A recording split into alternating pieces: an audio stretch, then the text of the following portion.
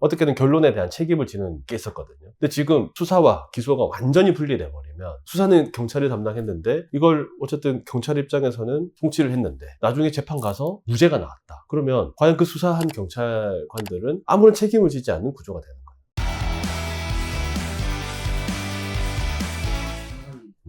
검찰이 폐지되고 경찰이 수사 권한이 되게 많아질 건데 어떻게 생각하세요? 일단 검찰청 폐지는 이미 이제 법으로 정해져 있어서 시한부로 이제 고차 권한이 없어질 거예요. 그래서 지금 이제 논의가 되고 있는 부분들이 보안 수사 권한을 줄 것이냐, 아니면 더 낮은 상태의 보안 수사 요구 권한을 줄 것이냐, 이런 부분들이 지금 정치권에서 논의가 되고 있는데, 검찰청 폐지 이전에도 국민들 대상으로 하는 사건의 99%는 거의 경찰이 감당을 했었어요. 근데 지금까지는 검찰이 보안 수사 요구나 아니면은 직접 수사 권한을 통해서 실제 수사를 할 수 있는 권한들이 있었지만 이제 그게 없어짐으로 인해서 모든 수사는 경찰에서 완결이 된다는 거죠. 근데 제가 경찰 출신이고 경찰 수사도 오래 했지만 그것도 뭐 100% 딱 맞는 건 아니에요. 어떤 부분이냐면 경찰도 신이 아니기 때문에 실수를 할 수 있다는 거죠. 그리고 책임을 지지 않는 구조 때문에 이 수사 결과에 대해서 과연 누가 책임을 질 것인가 라는 문제를 따지고 보면,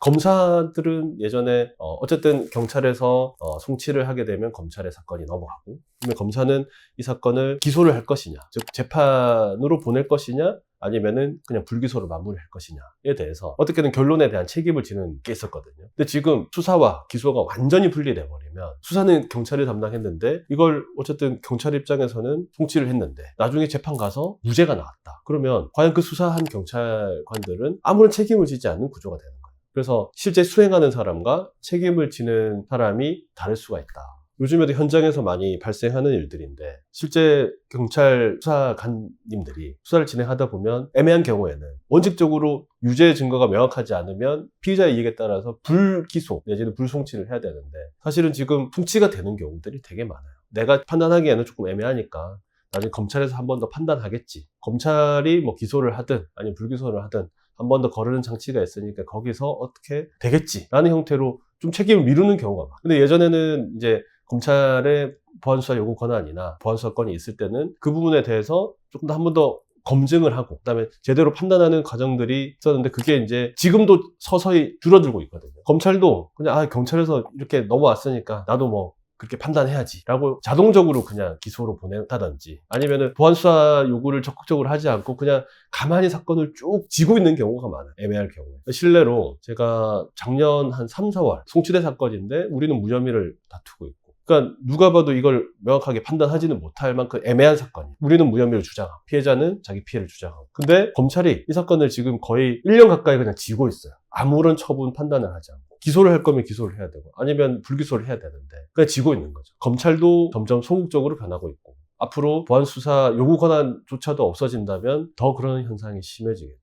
그래서 꼭 검찰청 폐지나 보안수사권이 없어지는 게 이게 좋다 나쁘다가 아니라 실제 그런 국가의 수사 시스템이 바뀜으로 인해서 국민들에게 어떤 혜택이 돌아가나를 한번 잘 생각해 봐야 될 것 같아요.